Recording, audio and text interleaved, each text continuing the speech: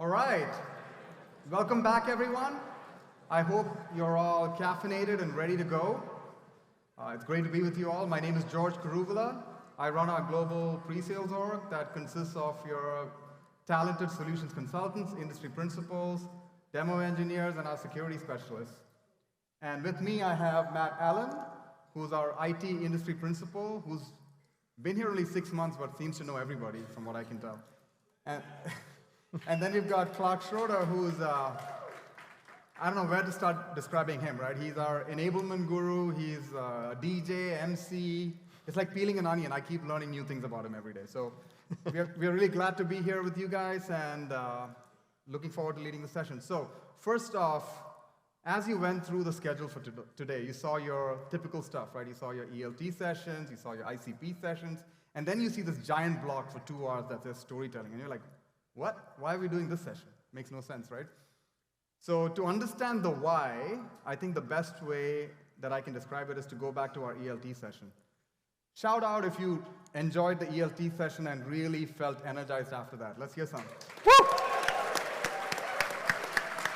All right. So now, let's just take a minute to analyze that, right? So Brian kicked the session off by saying, let me tell you a story, right? And then after that, as we went through the session, Andrew then talked about the current state of the industry and how this is our moment. Then we heard Esther talk about a number of stories, talked about our customers. Then we had Alexi talk about the company story. So the recurring theme was a story, right? They were presenting facts and data, but they weaved the story in, which made it memorable to all of us. We connected at an emotional level. We felt that energy. It resonated with us, right? Now let's reflect on our customer conversations. We have, whether you're a professional services consultant or CSM, SC, sales executive, it doesn't matter. All of us have customer conversations. Think about our conversations, and is our message resonating with our customers? I think it's needless to say that everyone in this room believes that we've got the best solution in the industry. That goes without saying. But when we speak to our customers, are they feeling that same passion and energy? If not, why? You got to really ask the why. So the goal of this session is to walk you through why storytelling is important, the what behind it, and how would you go about in a prescriptive fashion of incorporating storytelling into your day-to-day conversations with customers. So let's get right into it. Let's go to the why first. So I'm going to present some numbers to you. And just think about it. So 5%. 5% is the amount of information your customers or audience retains 10 minutes after you present that. And so this is when you take a very factual approach to presenting data, right? So that's what we typically do, right? Features and functionality. We're so excited, we like to present that. But then the minute you tie a story to it, it becomes 22 times more memorable. So now think of that in the context of every single one of your conversations. We put hours and hours of prep work into our meetings, but then we missed that storytelling. The good news is it's pretty easy to correct, right? So if you somehow weave that storytelling into your existing conversations, all of a sudden customers retain 65 to 70% of what they hear. That's pretty amazing. So another number, 65%. So if you typically ask someone, hey, are you good at storytelling? They'll be like, no, it's not my thing. But the reality is, all we do every day, all day is storytelling, right? I was at the cocktail yesterday, and I was hearing stories from everybody about what they did during the holidays, about their trip here. We are naturally good or great storytellers. It just comes naturally to us. So when people say that I don't know how to storytell, yes, I don't buy that. So here's another interesting number, 2,700%. That's how much the perceived value of a product goes up when accompanied by a story. And this is based on some research that Joshua Glenn and Rob Walker did. And the name of the research was Significant Objects. And you can look it up. I think it's significantobjects.com, the website. But what they did is pretty interesting, right?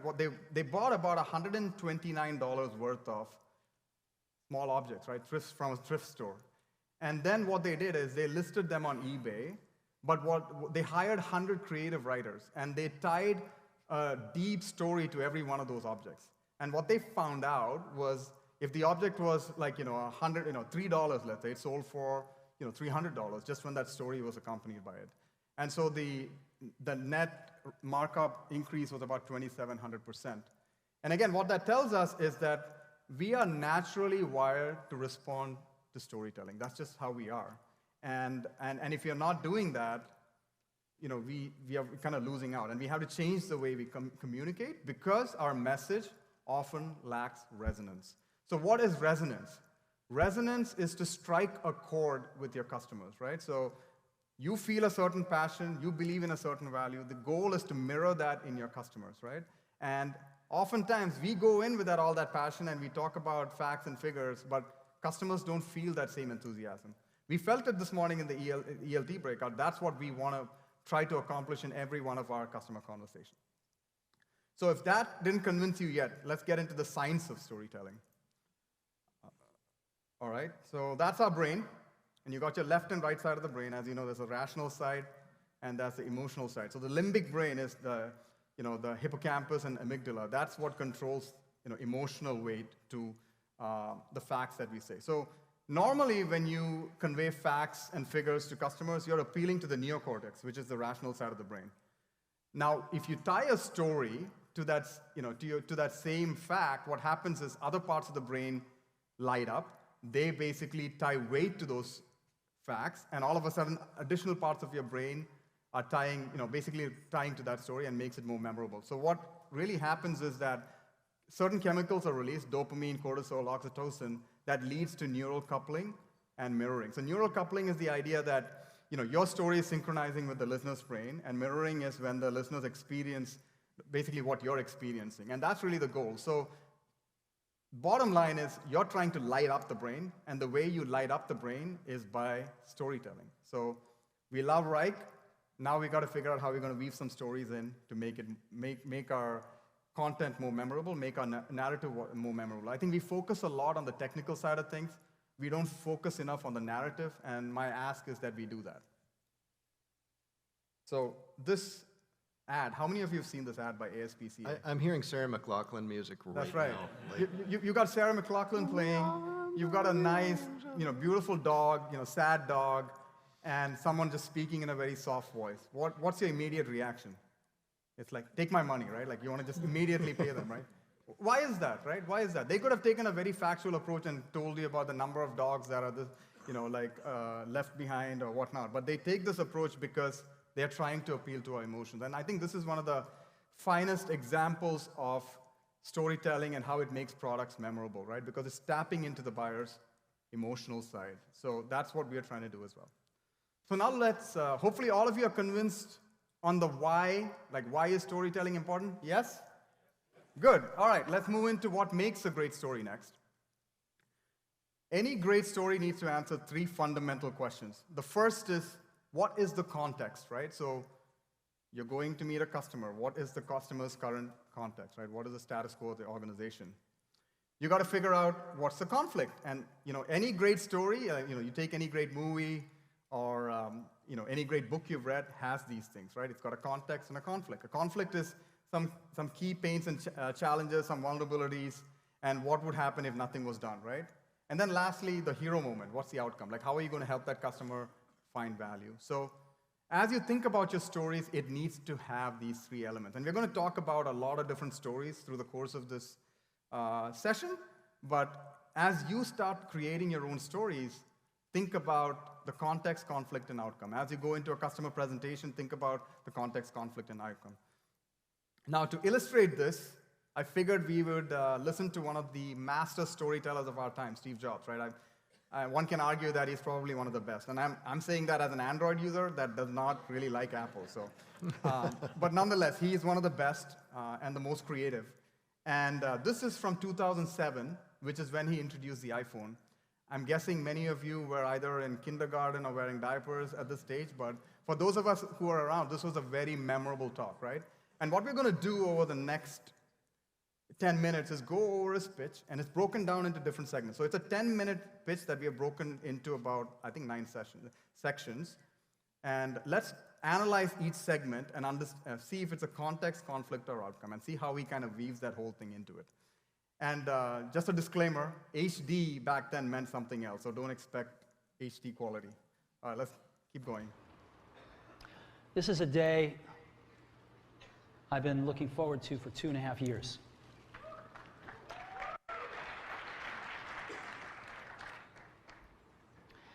Every once in a while, a revolutionary product comes along that changes everything.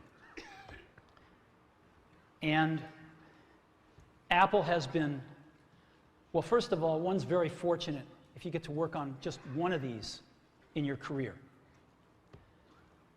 Apple's been very fortunate. It's been able to introduce a few of these into the world. In 1984, we introduced the Macintosh. It didn't just change Apple, it changed the whole computer industry.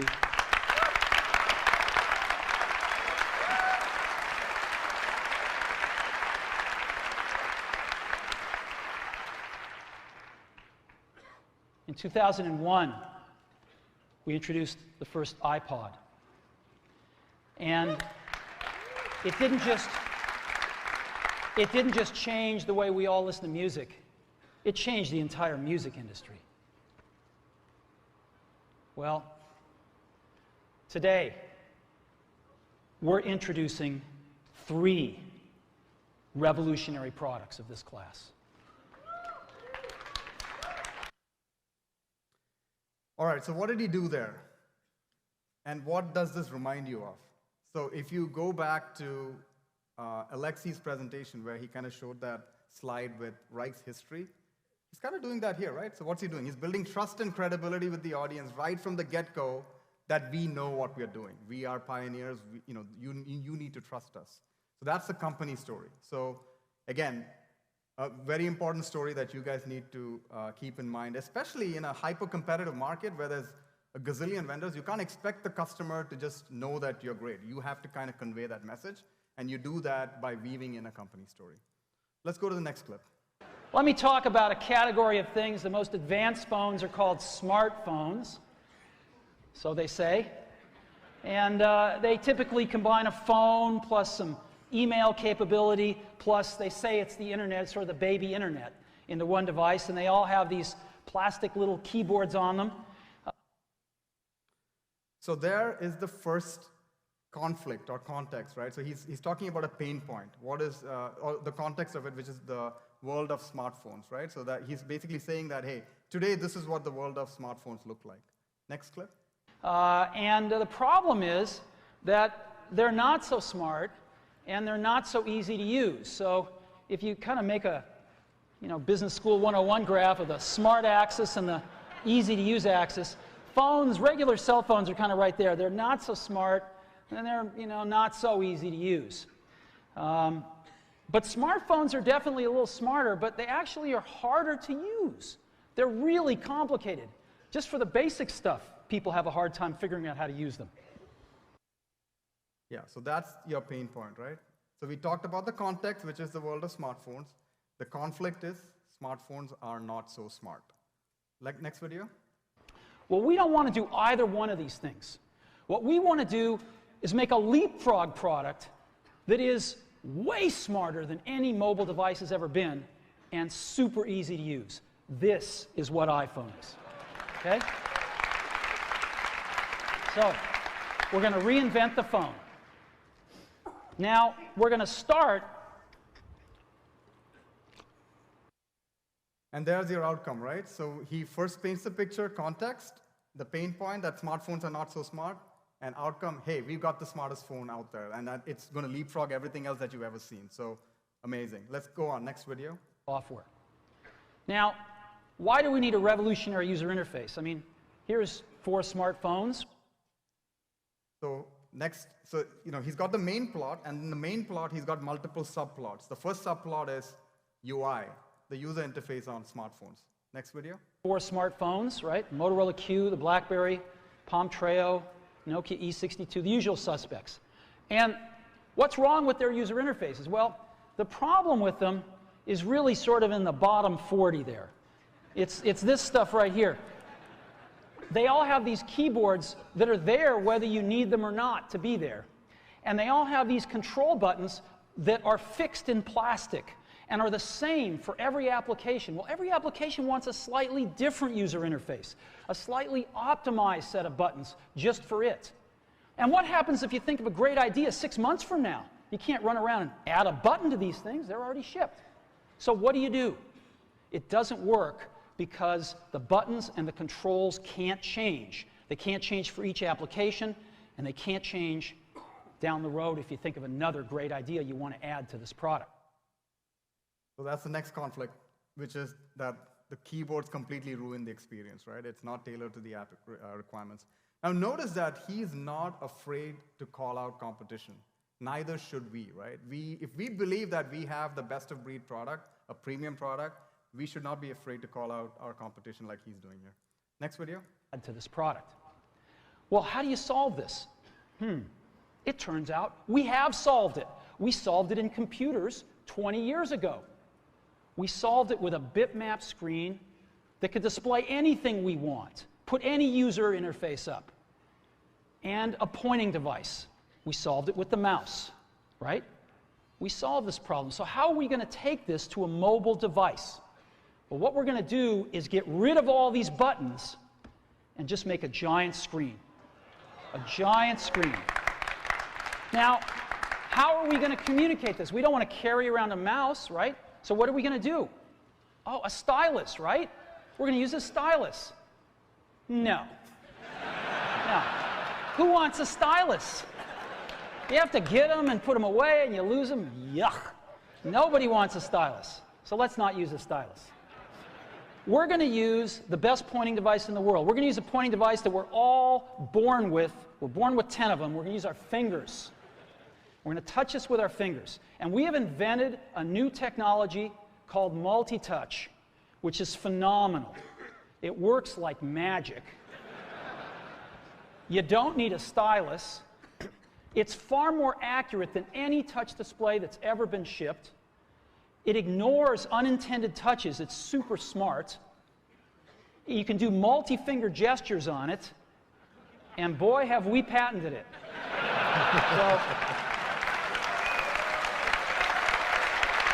So, we've been very lucky to have brought a few revolutionary user interfaces to the market in our time. First was the mouse. The second was the click wheel. And now we're going to bring multi-touch to the market.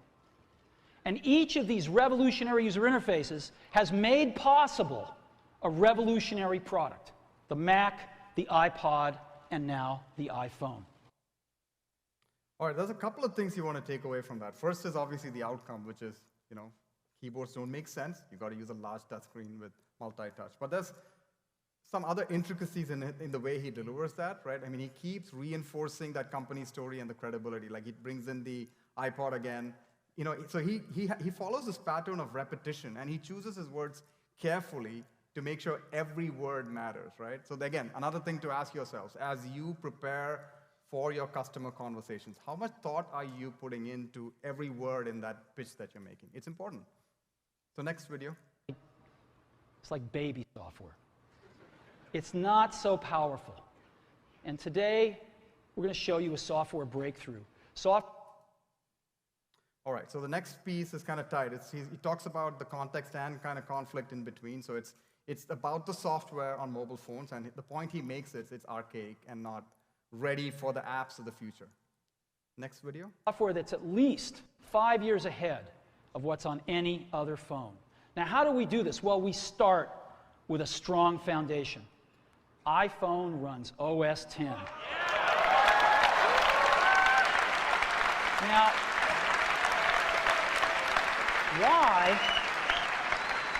why would we want to run such a sophisticated operating system on a mobile device? Well, because it's got everything we need. It's got multitasking. It's got the best networking.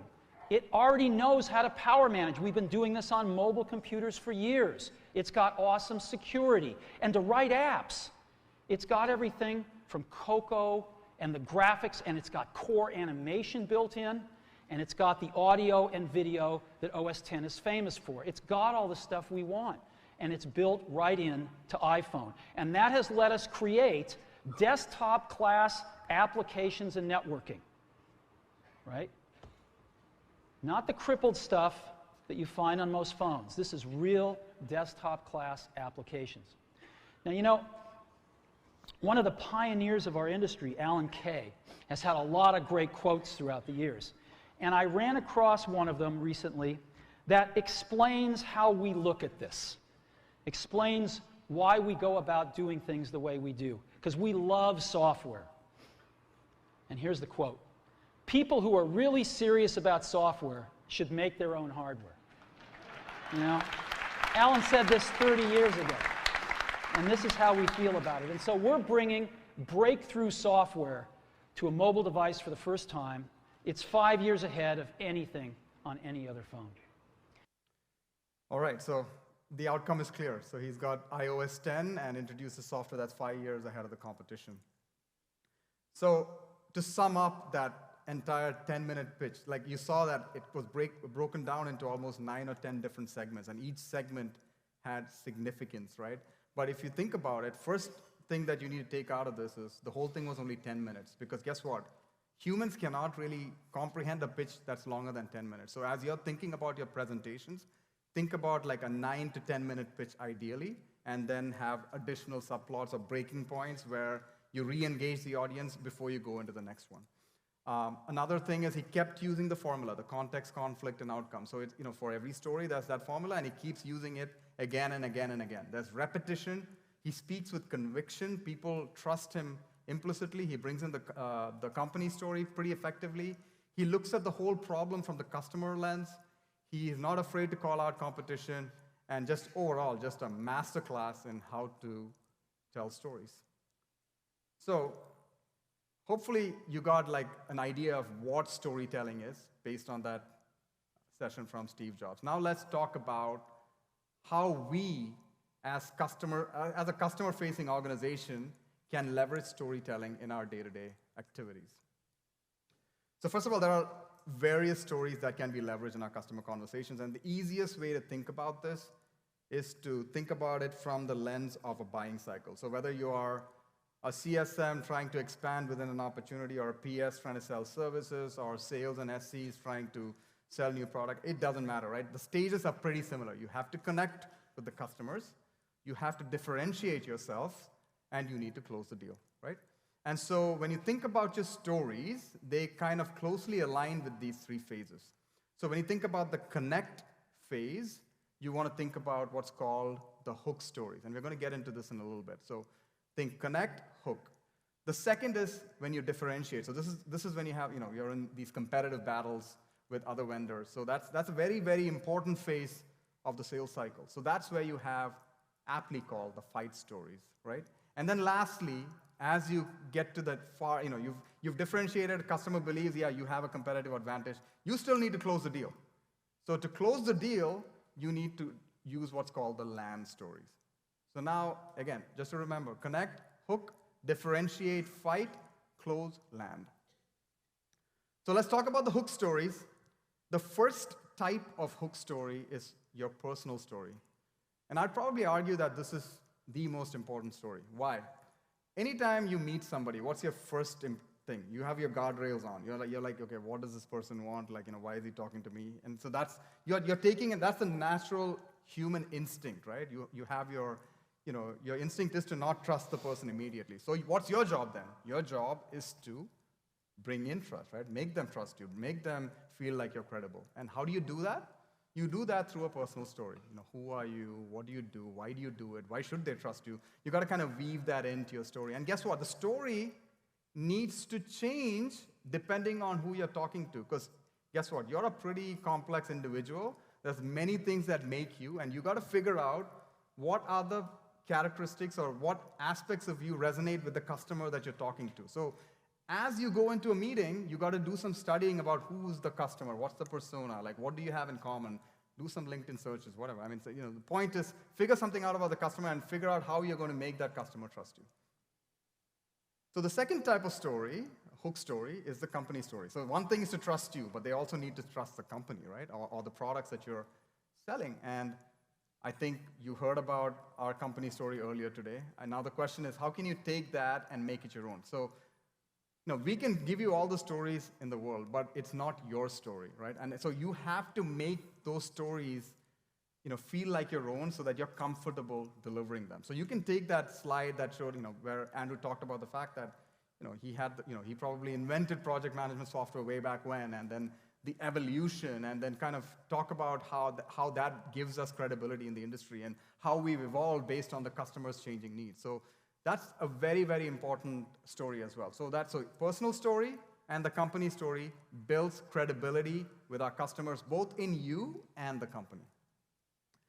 So again, another key point about a personal story. I know we all like to talk about ourselves. No one's more important than us, right? So that's not what a customer wants, right? You can't go to a customer and talk about how great you are and how many deals you close or how great the company is. That's not the point of a personal story. The point of a personal story is to connect, and you cannot connect until they feel like you're like them. So there has to be an element of vulnerability in that story. There has to be an element of good fortune in that story. So again, put thought into your story. So now to kind of reinforce the hook stories, we have an activity, and so Matt, why don't you take it away? Thank you, George. To quote Steve Jobs, this is a moment I've been looking forward to for 2.5 years, right? All of us together in a room, getting better together. So I wanted to intro myself. Some of you I know know me, others may not, and I'm gonna do it how we do it on the phone calls. Hello, my name's Matt Allen. I'm out of Salt Lake City. I'm an IT industry principal. I've been with Wrike for about a year. Looking forward to meeting everyone today. Who did I connect with in the audience with that? Anyone? Kristen, I know I'll get a response from you. If I jumped on a call with one of your customers with that intro, how's that gonna land? Yeah, not much, right? And it's easy to see why this isn't a powerful personal story like George mentioned, right? Let's take it through his test, right? So we're gonna talk about who am I, right? Well, I told you I'm Matt Allen from Salt Lake City, right? What do I do? Well, whatever an industry principal for IT does at Wrike, right? If you know, great. Why do I do it? Honestly, you have no clue, right? I didn't tell you. And finally, why should you trust me? You don't really have a reason to trust me. I shared my tenure with Wrike, right? I've been here for about a year. Maybe that's enough to get you to trust me. And maybe you think I'm going overboard here, but I hear this on a lot of calls, right? This is how we come in, and George talked about this personal story. It's our first opportunity to connect with our prospect and customer. And just take 30 seconds, right? And add a little bit more to it.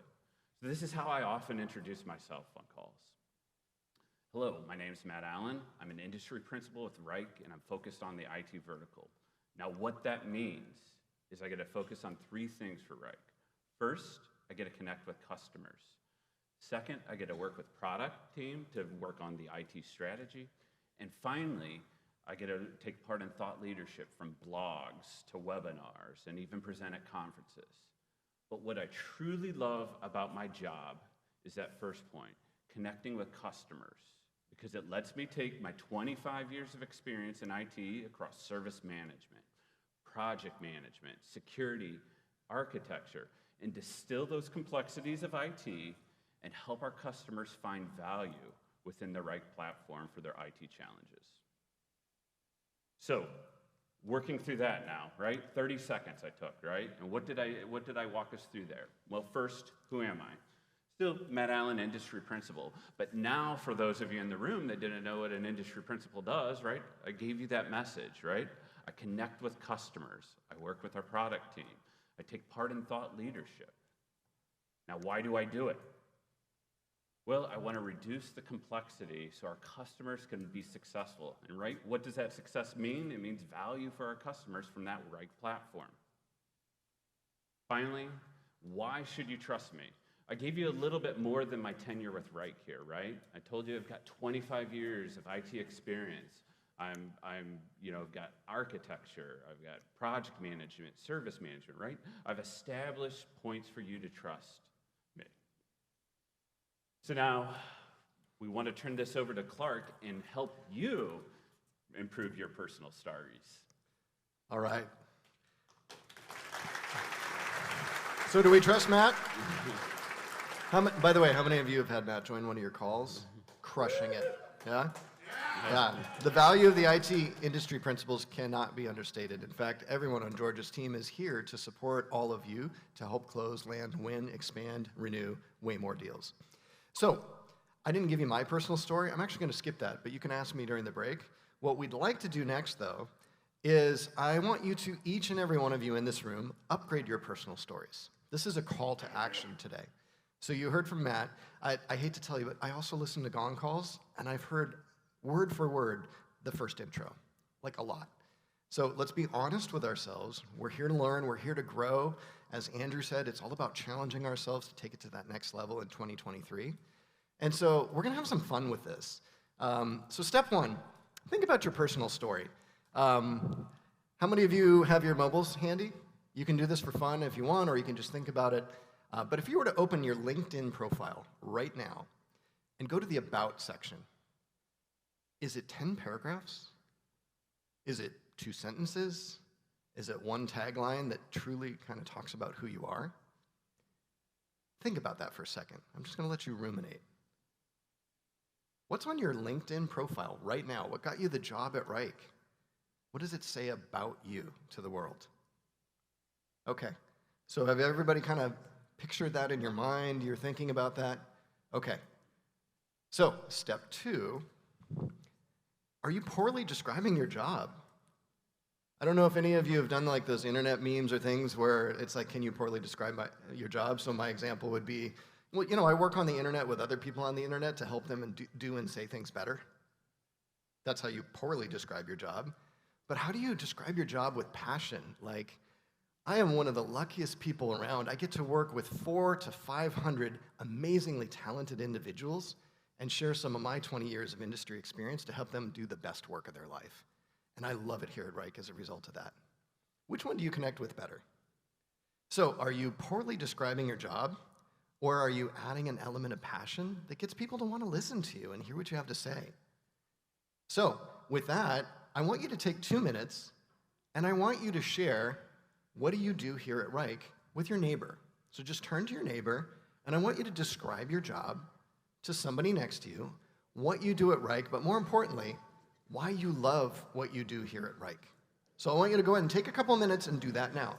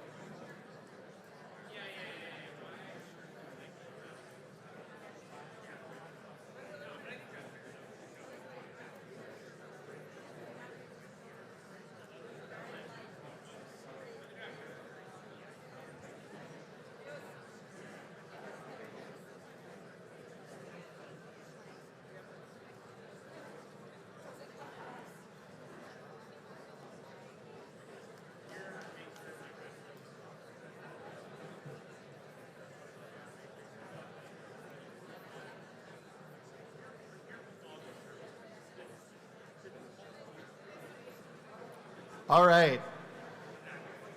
I hate to stop these amazing conversations, I truly do, but we are standing between you and dinner and a fire show. So if we can wrap up those conversations, I'll wait for the murmur to die down just a little bit. So that felt pretty good, right? Like some of you did that during our bingo rapid round earlier today. How many of you, just show of hands, were able to get a little passion in there, like an element of why you love what you do? And even if you don't, like, what are you hoping to do? There's elements of that too. Remember, elements of vulnerability. I was never a great public speaker. You can't believe how many times I went on a stage, said something really dumb, or fell on my shoe, or hit the wrong slide. I just learned from those mistakes. So there's elements of vulnerability in everyone's story. So now it's time to make it real. We actually care about your stories. We actually want to hear your stories. In fact, we want to capture those stories. So step 3, now we want you actually to share those with us in a Menti. This is not a quiz. There's no points on the line. This is a brand new Menti that we'll pull up in here in just a few seconds. And what we'd like from each and every one of you is just in a couple of sentences or less, if you could share your personal story with us, because we want to crowdsource. We want to crowdsource your stories, find the best and brightest, and showcase those in future enablement. But more importantly, your voice matters. So do me a favor. For those of you that can't use the QR code, remember that the code is at the top center of the screen. It's 51222364. I see critical mass starting to build. We're at about 30 there. I will stop in a second when I see that hit about 200. But we really, truly want to hear your stories. And in a few seconds, when you all join, we're going to see some of those right here on screen. And that's okay, because we want to hear good personal stories. For those of you that are introverts, I'm actually an ambivert. I just play an extrovert on stage. If you're feeling a little uncomfortable with that, remember it can be generic. But what do you do at Reich? Why do you do it? Why do you love it? Let's hear from each and every one of you. So Katya, if we can proceed, it looks like we've got a few people in, so this is round 1. In a few moments as you join this Menti, you'll be presented with the opportunity to share your personal story. Hi, my name is Clark. I do global enablement along with a lot of other things. And I love doing it at Reich because I get to work with each and every one of you. So what's your story?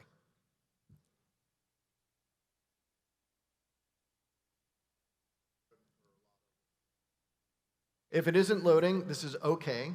We can also capture this organically through Slack and through other things.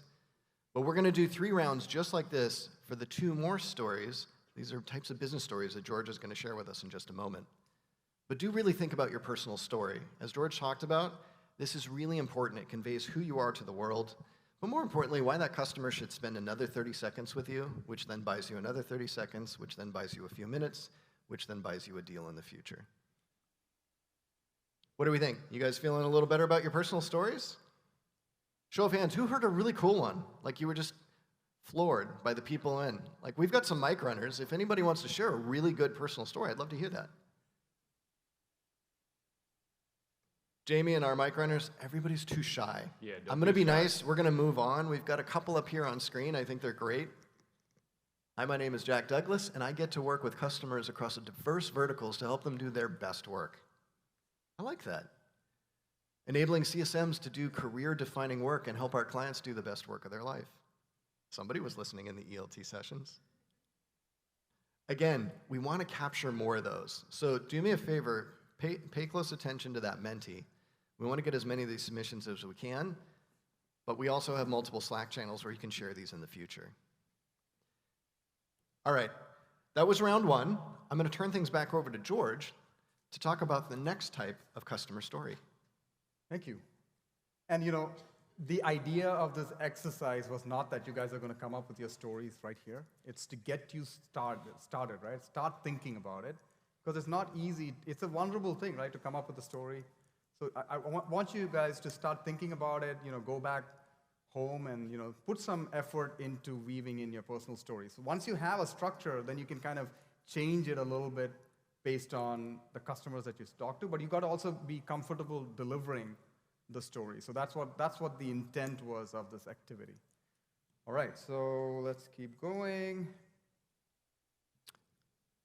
Hold on.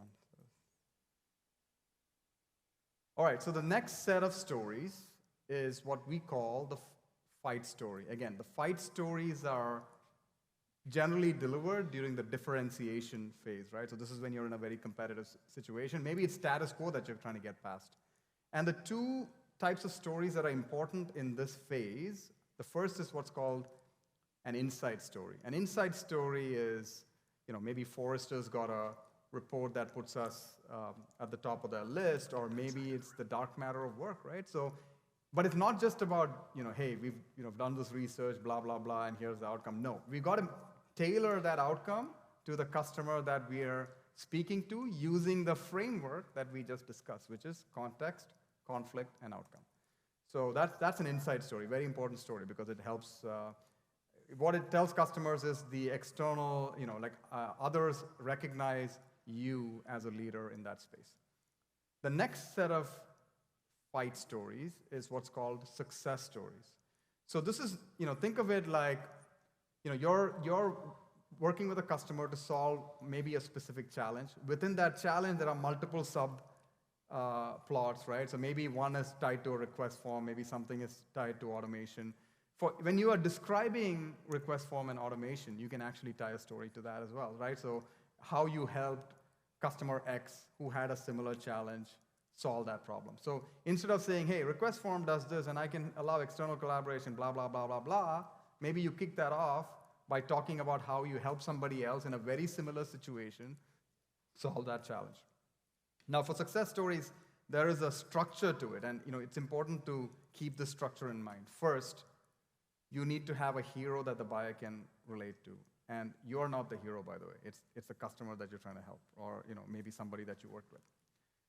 The second is a change or challenge that hero must overcome. So he is in a situation, in a bind, and he's reached out to you, and you have to help him solve that challenge. And then you got to talk about how you help the hero overcome that challenge.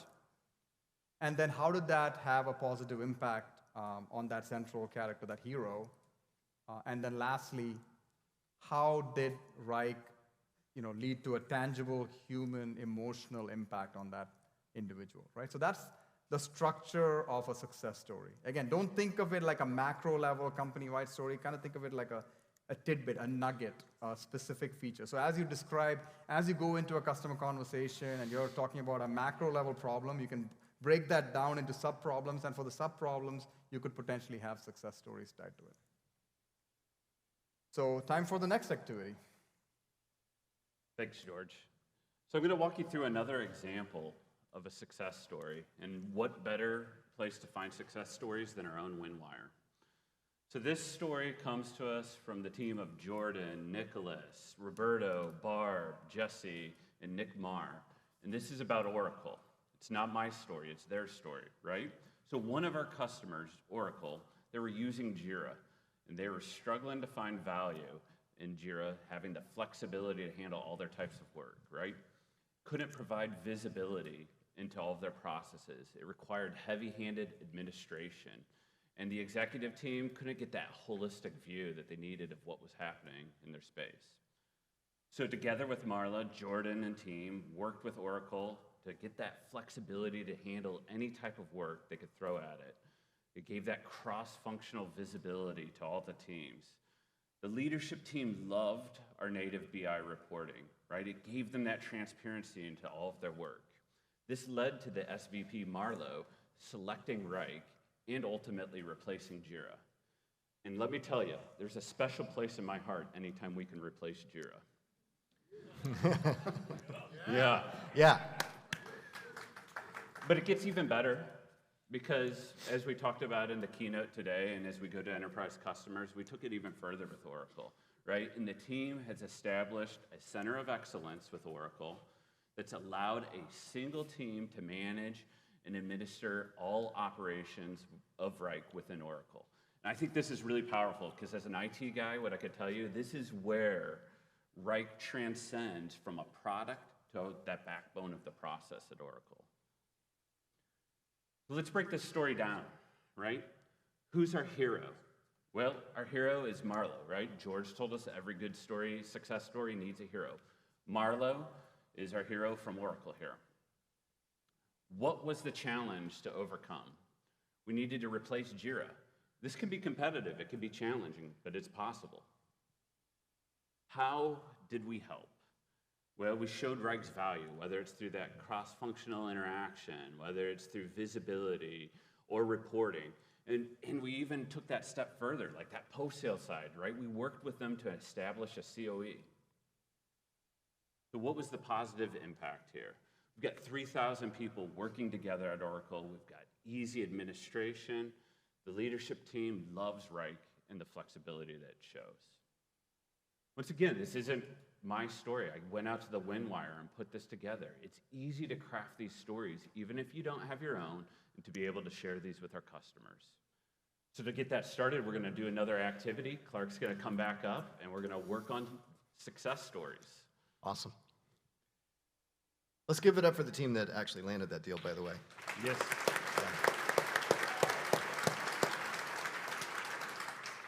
So, as George said, a personal element also creates an emotional connection.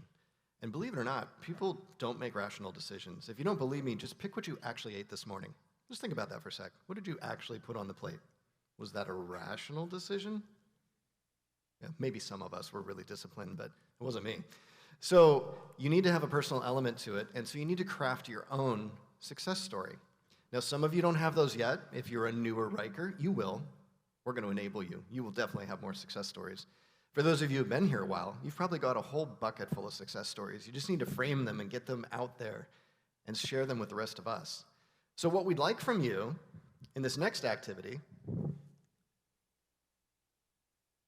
is think about the following. We need to introduce the hero. So who is the hero of your most recent success story here at Wrike? Remember what George said, it's not you. Sorry, it's not you. It's your customer. But who specifically in that customer? Because if we think about that Oracle example just a few minutes ago, the ELT loves Wrike. Well, that's cool. But think about Marlo. Did he get a promotion? Is he having a better day than he had a few weeks ago? Like, he brought Wrike in and the CEO loves it. That is a personal win for Marlo.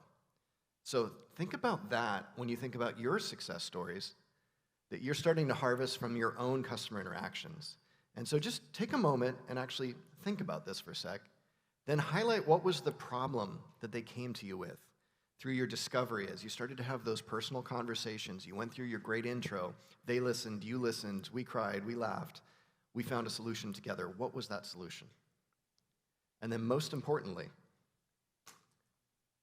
how did they overcome that problem with Wrike? We have a ton of cool features, but we don't need to show them all. We need to focus on the one that matters most to that person that's in the room with you, whether that's Zoom or a QBR on site.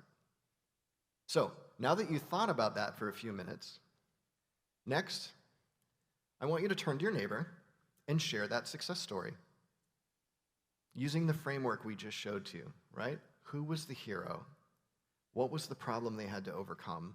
How did you be their Sherpa on that mountain of doom to take them to the happy place with Wrike?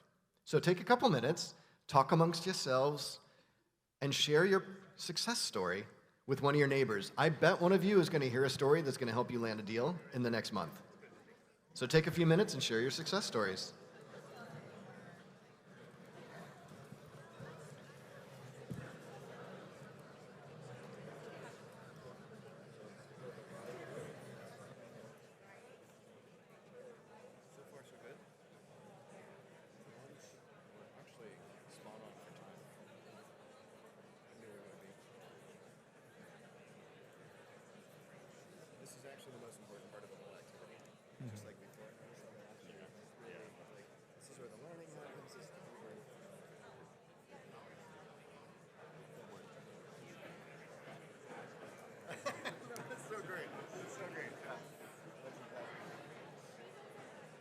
So even if we don't capture it, to leave them on screen, like the value is what they just did. Mm-hmm.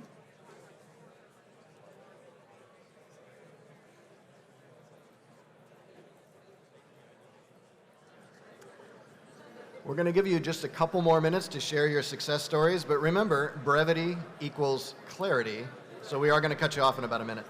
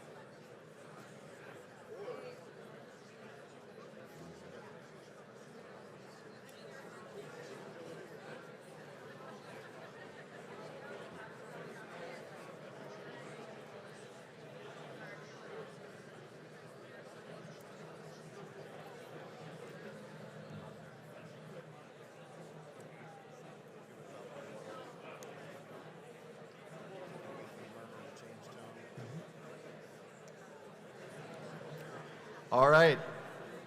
Like any good story, it doesn't ramble on like that uncle that always comes to your barbecues. We're going to wrap this up. We're going to wrap up our success stories. And I hate to be this guy, but time's up for now. I love it. I hear the murmur and the dull roar kind of hush to a silence like this. And you can hear a whisper in the room. You know people are paying attention, right? Okay, so I heard some cool success stories. I mean, I could just hear waving up to the stage, the passion, the enthusiasm, real life success that made a tangible, emotional, physical difference for one of your customers. I mean, that's what gets us up, right? We can sell stuff anywhere. But Reich really is helping people do the best work of their lives, and we're really changing people's lives.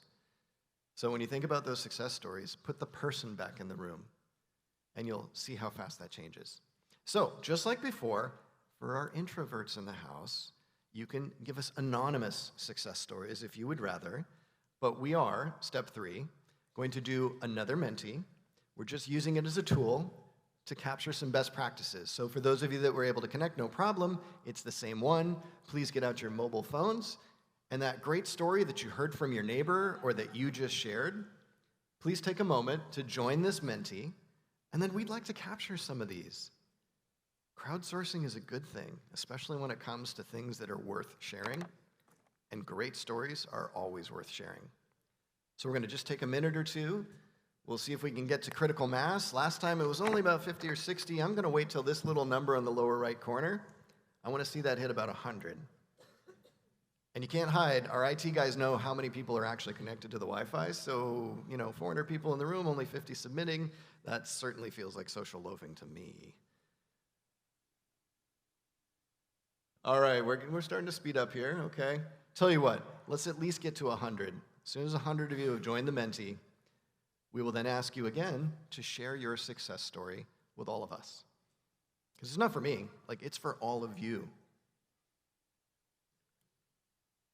We are so close. 89.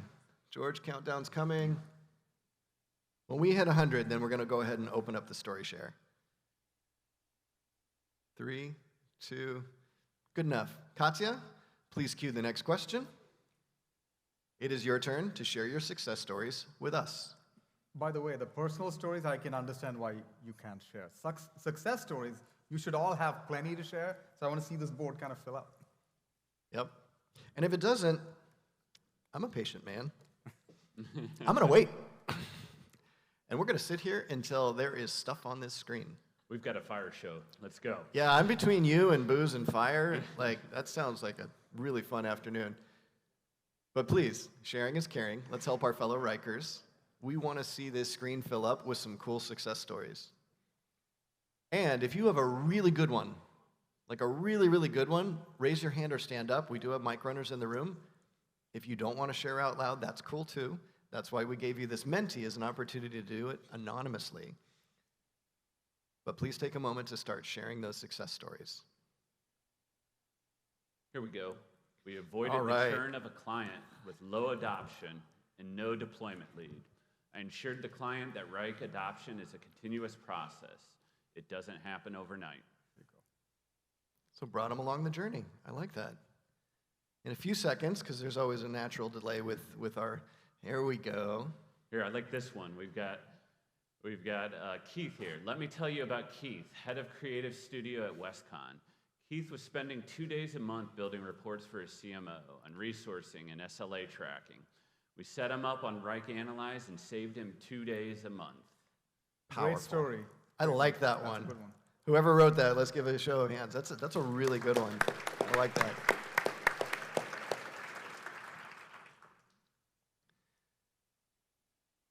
GP was able to utilize Reich to manage their Scrum framework within one place to better track and improve their sprints. So I like that one, but what would make it even better is what did that mean for the GP? Did he get a raise? I think we're seeing people slowly adopt the framework. And There we go. You're seeing Yeah. it in bits and pieces. Yep. I think it's important that for those who've been on calls with me, this Yeah. framework, I bring it into every call before we come in and think through it. Oh, see, now, that one in the center, near and dear to my heart. For those that don't know, I actually spent over 19 and a half years at Apple before coming to Wrike, and I was an avid Wrike user at Apple. So when I see Apple and I want to get more of those apples off the tree, like Brian said, it always catches my attention. But this is a powerful story in the first sentence. Julia from Apple is my hero. Helped battle 35 competitors, budget cuts, and a roadmap of challenges. Literally, the word hero is in this story. Yeah, but the question there is, if you're telling that to a customer, what does the customer get out of it, right? So you can make it maybe one step better by trying about a value proposition for the customer. Love it. We'll read just a couple more, and then we'll move on.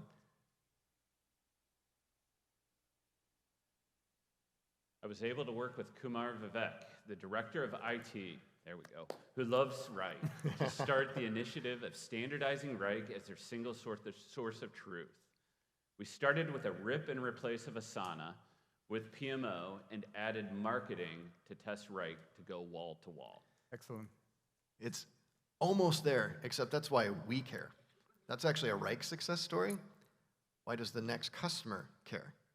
What was that wall-to-wall rip and replace? What did that do for the customer? So again, you have to think about the outcome. Remember, George talked about context, what's happening right now. Conflict, what are we trying to fix? But most importantly, outcome, what did we solve? So with that, I think that's a perfect time to segue to our last of these three sections, which is another business story type that George is going to share with us now. So quick takeaway from that section, right? So I think success stories are probably the stories that you'll use a lot on a day-to-day basis. And the way you think about it is, maybe do some analysis in terms of who are the typical customers you deal with. Is there a specific line of business that you deal with more often than not? What are the personas that you deal with? So kind of break it down that way, and then try to create some success stories that resonate with each one of those personas, right? And so try to build a library that you can then reuse. And by the way, stories don't have to be your stories. You are constantly listening to stories from all sorts of people. The question is, some stories you will relate to, some you won't. The ones that you relate to, you either jot it down immediately or maybe ask the person to say it again so you record it, and then you make it your own. So it doesn't matter what kind of story, except for the personal story. Every other story can be somebody else's. It doesn't have to be yours. And I also remember Brian Clark saying this, right? I think he was in a meeting with a CMO, and he just made up a story, right, on the fly, right? I mean, he probably weaved in a couple of different stories to make a story that's relevant to the customer. So you don't have to always have a perfect story. It could be some, a convoluted approach based on certain things you heard from a few different people, so long as it's addressing the context, conflict, and outcome for the customer. So don't think that you need to create every single one of these stories. You sharing is caring. Every time you listen to something that's impactful, make sure you note it, jot it down so you can reuse it. All right, let's go. Where are we here? Yeah, we got to skip through this one. This was just a quick recap to give you guys a framework. Oh, got it. All right. So let's go to the last set of stories. So we did the connect, we did the differentiate. Now we're trying to close the deal, right? And that's where the land stories come in. Important phase as well, right? So this is when, if I compare this to someone making a pitch of a vacation club to me, right? So, I go into the meeting saying, I'm never getting this thing. I listen to the person, I'm like, I guess I'm getting it. And then is that last moment, right? I'm going to sign the paper. So that's where these land stories come in. It's really, really important. George, you've made a really good decision about that timeshare. Yeah, well, we'll see. So when it comes to value story, what's important is to quantify the value to the customer. So this could be, like in the context of what we do, it could be the number of hours saved, certain headcount that's not needed. It could be, just overall ROI. But, that's what we are trying to tie here. And again, it's not that the numbers have to be absolutely accurate, right? It could be some, sketchy, it should be close, but it doesn't have to be like to the T accurate. But you need to create something that makes the customer feel like, okay, yeah, I'm going to get value out of this investment. I feel confident making this move. So that's the value story. These are stories of persuasion, convincing your customers that they are making the right decision. The other story in the land stories is the teaching story. So what do we struggle with here? Or what have we struggled with last year? Well, you struggle with cross-sell. I think if you're being honest with ourselves, that's an area that we can be a lot better. So what is one of the fundamental things that you need to drive cross-sell? You need a champion. And once again, Kristen can attest to this. She's got one champion that's really helped her drive a lot of opportunities at Walmart, right? And so it's important that we foster champions, right? And to foster champions, you have to have teaching stories, right? Again, it's not about you and why you want to expand Reich within that account. It's about what's in it for them, right? So like, why should they invest their time in pushing Reich? And in the case of Kristen, she figured out a way to really empower Carolyn. By the way, I just realized that we've talked about Apple and Carolyn like multiple times today. I don't know what's going on, but nonetheless, Carolyn, we really empowered her to the point where she was a proponent of Reich, but in the process, she grew her career, right? So that's how we have to look at these teaching stories. We have to talk to them about how they are going to be empowered by partnering with you. And you can also use examples like the one from Carolyn, like how you've helped other people, accelerate their career and also partner with Reich. So that's an important story as well. And in both cases, what you have to keep in mind is it's about the value proposition, whether it's about the individual that you're trying to foster as a champion or the deal that you're trying to close and you're trying to create value. So that's important. Again, at the end of the day, the litmus test as to whether your story is good or not. So as you're prepping the story, as you're practicing the story, you got to ask these 3 questions. Does the story make the prospect think about the inefficiencies in the current process? Sometimes it's status quo, right? It might be moving from a spreadsheet to Reich. I mean, so like, can they really understand the inefficiencies there? The second is, does the story help the buyer view the challenge in a new light, right? I mean, do they gain a new perspective about the challenge that they didn't already have? And then, are they convinced enough where they're going to take that story and share it with others within the organization, right? That's an important piece as well. That's how we win. We need to cross a critical threshold where you have enough people saying that, I want this, right? And so that's an important piece as well. So let's move on to the next activity. All right, thanks, George. So for this last activity, we're going to go through an example first of a value story. And once again, I pulled this story from our WinWire. This one comes to us from Kate, Hedviga, Ellen, Josh, and Patrick from our EMEA team. And this story is about Boston Consulting Group. And let me tell you, Boston Consulting Group before Reich had some problems. They work on a variety of projects, including content, maintenance, and campaign projects. Work passes through the hands of their editors, their producers, their creators, and even their designers. Everything was chaotic before Reich. It passed through all these different hands. They had multiple different tools like Excel and email, and everything lacked consistency. The great thing is with Reich, they've been able to standardize on a single tool in a single location for every piece of content across the entire organization. Reich's transforming their business too. They're standardizing work across all their publishers, their sponsors, and editors. Reich's used for everything. It's used for intake, it's used for execution, and it's used for reporting. And then it gets even better, right? Because working with Kate beforehand, we put this into the new and updated ROI calculator. What's this result in for Boston Consulting Group? 7,000 saved monthly hours and 150,000 monthly dollars saved. Now let's take this through George's litmus test. First, is the prospect going to think of inefficiencies? Yeah, right? The story illustrates the complexity that every single one of our customers face, right? The chaos of their work before Reich, multiple tools. We talk about this all the time. Second, can the buyer see this in a new light? Yes, they see the before and after of the challenge, right? We saw the complexity and the chaos with Boston Consulting, and then we see the after, where Reich has simplified it. And similar to that Oracle story earlier, it's gone from product to part of their process, right? That's a powerful moment. And then finally, will they share the story? I think that it's a pretty compelling story. I think if I could go to George today and say I could save 7,000 hours a month, $150,000 a month, I think I'm going to get the green light on that one, right? So this is a story like I hear and I have that opportunity to share with my leadership team. You bet I'm going to do it.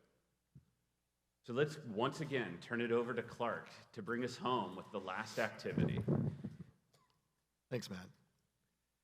So I'm going to leave this statement on the slide for just a moment, because the other thing that you've heard as a recurring theme throughout all of today is today's all about the movie trailer, not the entire movie, right? We're giving you a sneak peek of what's possible, but that's actually the secret sauce to the best and brightest among this room. When we hear and see winning deals and winning presentations and great demos, it's always the same theme. We paint a picture of what's possible. And we don't have to do that with speeds and feeds times 100, but 2 or 3 really powerful statistics, like thousands of hours saved. It's pretty powerful. And if you're Brian and you have that industry experience, maybe you could even flub a few statistics. I mean, after all, 7 out of 10 statistics are made up on the spot, and that's only 50% of the time. So here's what we'd like you to do. Again, there's a little bit of thinking, there's a little bit of sharing, and then there's sharing is caring. So step 1, I want you to think right now about a current customer, something that's in your pipeline, and what is the number one reason that Wrike is going to provide value to that customer? Not the 20 reasons, the number one, like if you could fix this problem, you're going to make somebody have a better day. And then here's where it's really tricky. Cool, we saved the organization 1,000 hours. That's great for somebody. But for the individual, did you get a little more time with your kids that week? Did you stop skipping dinner? Did you actually get a promotion as a direct result of your innovation and bringing a single source of truth like Wrike? What was the personal gain, or what is the potential personal gain for that customer? And then we do have to back it up. Can you quantify that? Even if it's a napkin math statistic, what if you just saved somebody 40 hours a week of unnecessary work across a team of 4 or 5 people? That's still powerful. That is somebody actually getting more lunches that week. Now, what if you did that across an entire organization? So take a few moments and just think about this for a sec. What is a customer you have right now in your pipeline? How can Wrike help them from a value proposition, right? They're making the right decision to sign on the dotted line with us. And what is the personal value for the individual or champion that you're working with? And how can we quantify that? So just take a few minutes and think about that. Show of hands if you immediately have an idea. Like some of you are deep in the weeds with your customer. Show of hands, you have an idea. You could paint this picture. Cool, cool. I'm seeing some hands come up. I love it. Okay, so step 2. This is your chance to crowdsource among each other. And so what I'd like you to do now is take a few minutes and gather some insights from your neighbor. What are some of the opportunities within these customers that you're talking to today to increase their value with Wrike? Like if they sign on the dotted line right now today, how is that going to provide immediate ROI? And how can we motivate that champion or that catalyst you're working with to share that story on our behalf and start to sell on our behalf? Because when we have great champions, they start to sell on our behalf, and that makes our job easier, but also a lot more fun. So take a few minutes and share with your neighbors, gather some insights. Where do we have some genuine opportunity to increase value? And is that story good enough that your champion would happily share it with others? Just like the hundreds of customers we have on Wrike.com/customers. They found value. How are you going to paint that same picture? Talk amongst yourselves.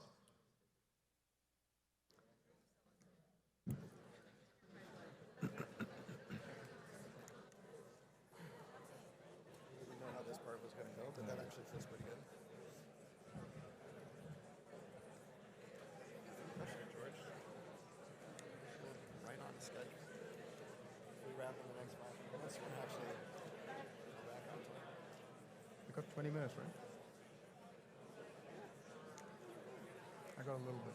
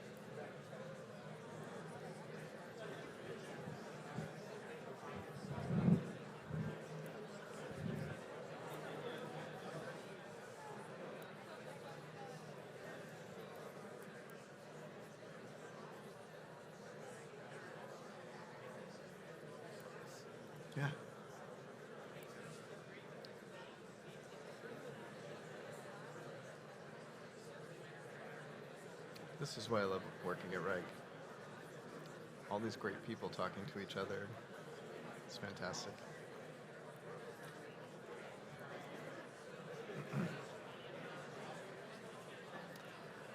All right, as usual, pro tip, brevity equals clarity. We're going to wrap this up here in just a little bit.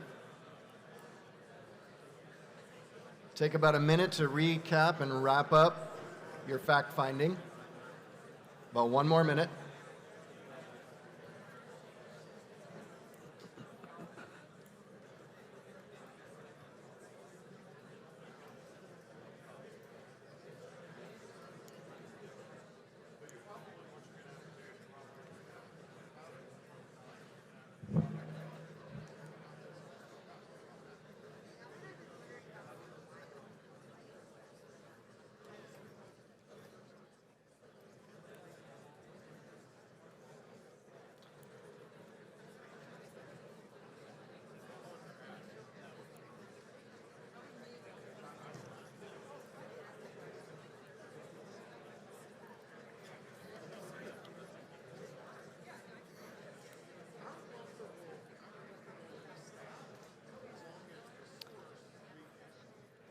Okay.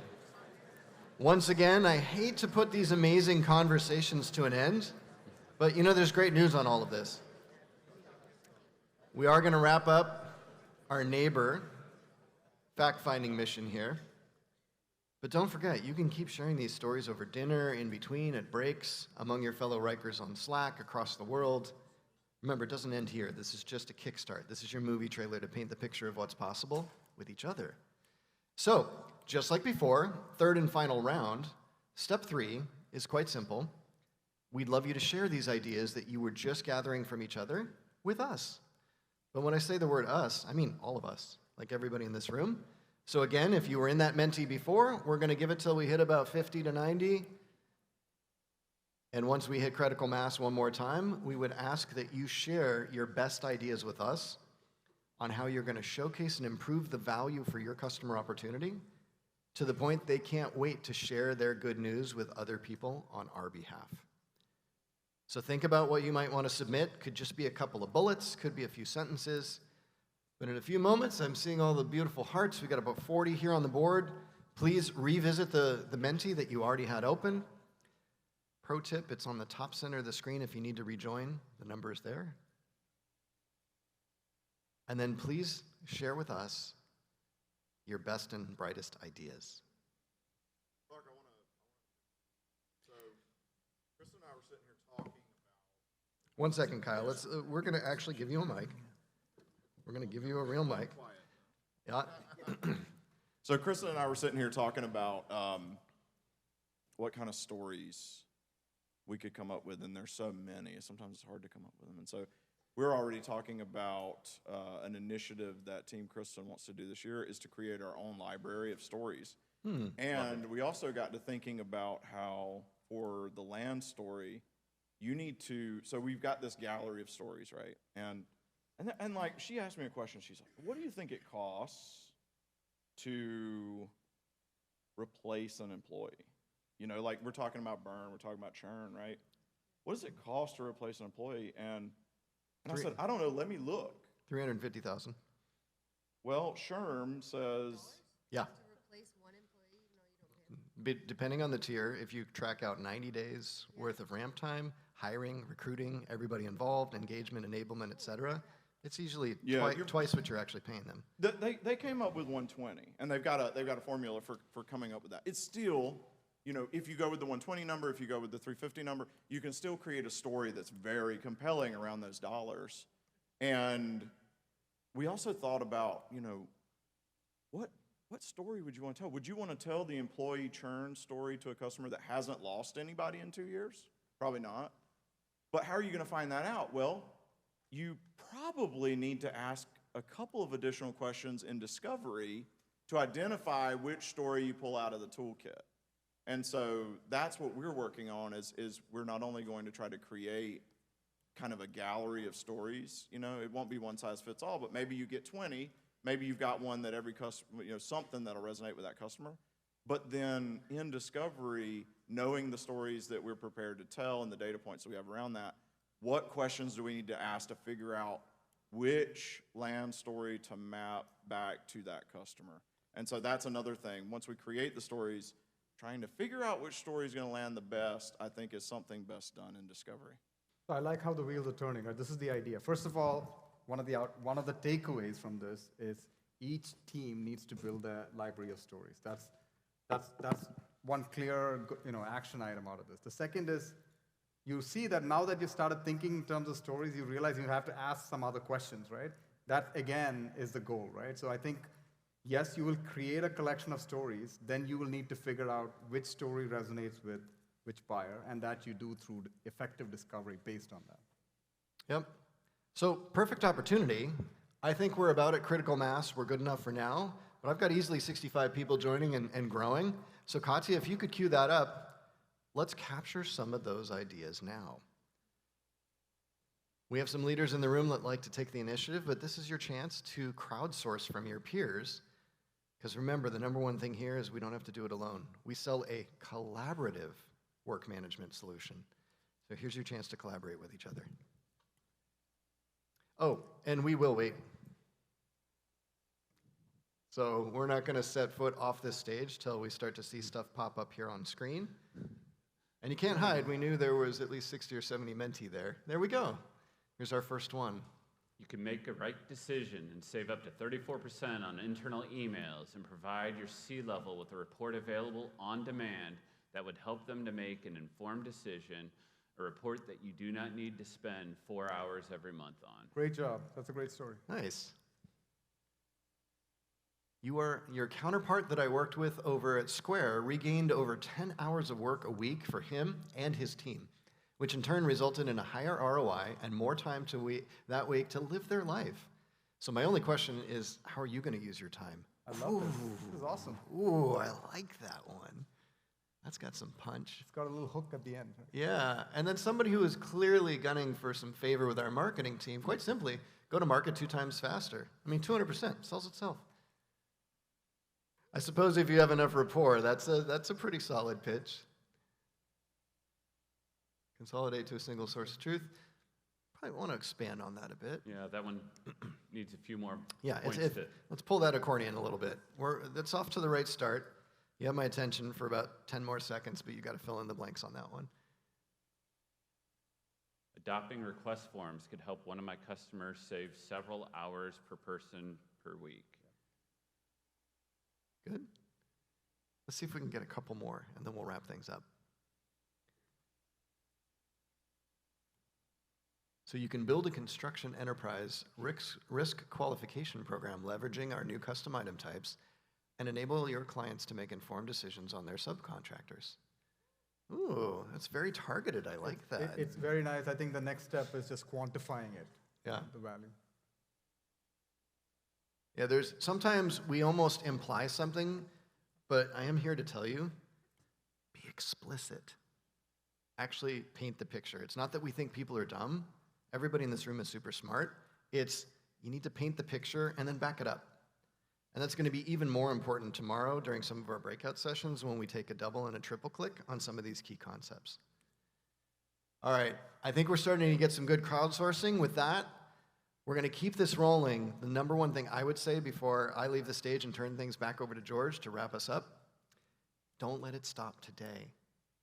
We've all had some amazing ideas. Think about the energy you just had a few minutes ago as you were sharing ideas with your peers. Keep that going. This is a post-COVID, new COVID, crazy world that we're in right now. But one of the best things we can do is help each other out. So keep that momentum going. And with that, I'm going to turn things back to George to take us home. Awesome. So I think something that's obvious out of this exercise is that once you're given a framework and you follow that framework, it becomes a little easier to craft the stories. It won't be perfect at first, but at least it gives you a starting point and it gets you past the threshold of, maybe, okay, I can do this. I'm going to get comfortable at this. So initially when you start using that formula, then start practicing and then you'll get better. So again, we got this slide to get past. So now let's just recap what we did today, right? So first we kicked off with the why, and we talked about the fact that it's pretty obvious storytelling lights up the brain. We're wired this way. And by just tying stories to how we present facts, make that content about 22x more relevant to our customers. Secondly, it makes us build trust and empathy with our customers, because a lot of times they've got their guardrails up, and by telling those stories, we break down those barriers. Third, every one of us is a storyteller. So if you have some apprehension that, hey, I'm not good enough for this, no. How do you think mankind reached to where we are? We kept telling stories, we got a bunch of people to believe in us, and we just kept growing and growing. So we are naturally wired to tell stories, and every one of us can do it. Now, as far as the what, we talked about the fact that every great story answers three fundamental questions, which is the context, the conflict, and the outcome. And then we tried to map the what to the how, which is where we said that every sale involves three phases. It's the connect, the differentiate, and the close. And then for connect, you've got your hook stories. For differentiate, you've got your fight stories. And then for the close, you've got your land stories. Now, what's important to remember is there is no one-size-fits-all strategy. Just as Kyle just mentioned, you might have a collection of stories. It's not that you're going to follow the same formula with every customer. It's not even that you're going to use every story at every customer. You might use a personal story maybe when you're just meeting a prospect, and that's all you need to share at that point. The goal is to get the next meeting. In other cases, maybe you use a combination of insight and success stories. So the point is, you need to have a collection of stories, and you need to get comfortable with those stories. And then over time, what you'll realize is it becomes instinctual in terms of when to use what. You'll know. But the important thing is that you need to put in the effort to create the stories, and you need to put in the effort to practice those stories, and then you get better. And again, no stories are not created equal, right? So it's not that a personal story and a company story and success all mean the same. It all varies based on the situation. And then lastly, I think before you get into storytelling, remember, you need to listen first, right? And I think sometimes we go into meetings just like, I've got all this information that I want to share, and I can't wait to tell you how great Wrike is. Take a step back, right?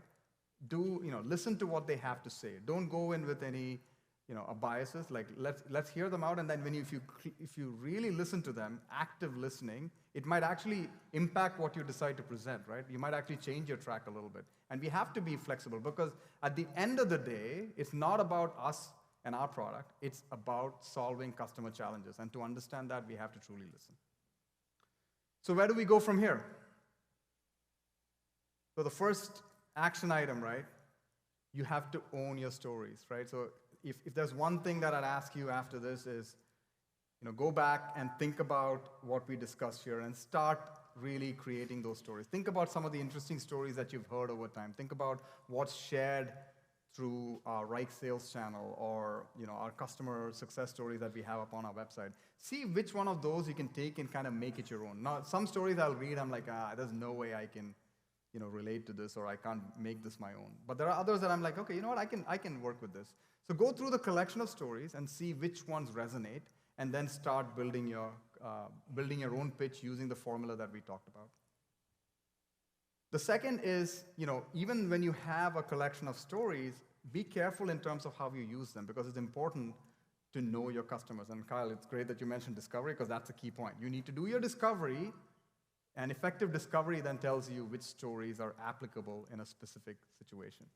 We also talked about the fact that there's obviously a lot of data that shows us ICPs matter. So when you think about your story, think about tying it to those ICPs, right? So if I'm talking to marketing and a creative, like what stories do I think? What are the key features that you would want to talk to a creative? Now, based on those features, now think about what success stories you would want to talk about, and then go research on what's available within Wrike or Guru Cards or whatever that you can repurpose to create those success stories. And lastly, this is a theme that we keep talking about. We win together, right? So great stories are shared. So, always, if something's worked for you, share it with your team. You've got your team calls, share it within your team calls so that others can learn from it and then reuse those stories. And then maybe at a team level, we talked about individuals creating their repositories. Maybe even at a team level, something like a value story or an insight story or a success story, that is something that you can share with each other just based on the success that you're having. And that's how we grow as Wrikers and how we attain our business goals. So with that, I thought it's apt that I end with my own story. So as an individual, work is not a means to an end for me. I really care about my work. It brings me purpose, fulfillment, joy, and so prior to coming to Wrike, I was at Citrix, and I was there for almost 10 years, and I would say that most of my career was tied to my life with Citrix. Even from 2002, I've been working with Citrix Technologies. And, we were all about empowering people to do their best work from anywhere, employee experience. And, that used to give me a lot of purpose, right, every day, like working with customers. I was in a customer-facing role pretty much most of my career. And so, I could go to a meeting and say, I believe in this. And so I was motivated, and I was successful. And I would say about 5 years back, I'd say, I saw the writing on the wall, right? And all of a sudden, I'm like, okay, now I don't know if I truly believe in what I'm, talking to my customers about. It was a struggle for me for a while. And about, 2 years back, that's when we acquired Wrike, and, I was leading our tech incubation team back then. And I started using Wrike. And so back then, we had to incorporate Wrike into our sales organization. So my team was doing that. And a bunch of us, some of them who are here right now with us, we were like, man, Wrike actually does a better job of our own value proposition about empowering people to do their best work, and just people doing the best work of their lives. And all of a sudden, we were energized again, so much so that I'm here now, right? I'm here.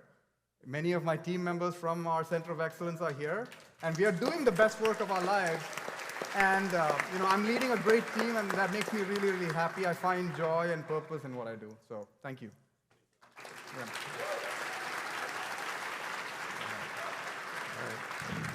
So we've got one more slide that just has some resources that you guys can use. So these are some great books that you can get started with. I would say if you were to pick one, I would start with Resonate. And then from there, you could go next level up to Talk Like TED, and then 7 Stories, and then Everyday Business. So don't try to do everything at once. Start slow, learn from it, and then try to apply what you're learning. Again, thanks a lot. Thank you all.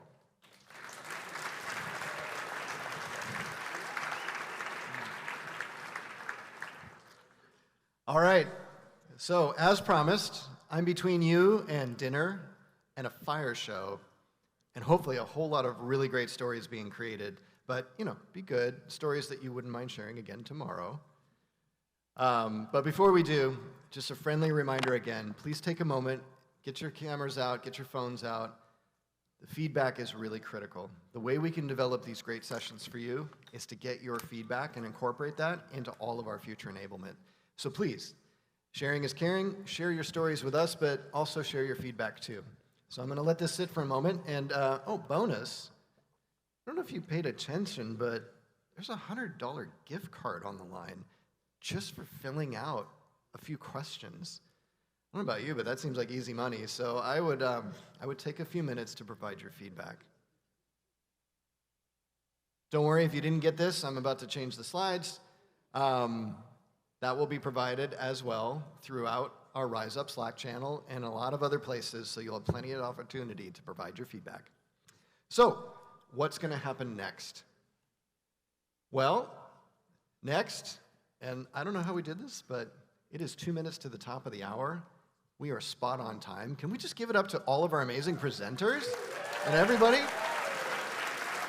Yeah. I, for one, feel a sigh of relief. This is weeks in the making, and hopefully you all got a lot of value out of it as well. There is a team dinner, but this is an important note. We are in the tropics, and if any of you heard some of that epic rain last night, unfortunately, there's a little more of that in the forecast. So we won't be we won't have our toes in the sand. We won't be physically on the beach. But we will be very close to the beach. And please take note that we've actually changed to strip and sofrito at Breathless. So in the resort, Breathless, we'll be at strip and sofrito. That's where dinner is going to take place tonight. And with that, I just want to say thank you to each and every one of you for being here today. Thank you for all your time and attention.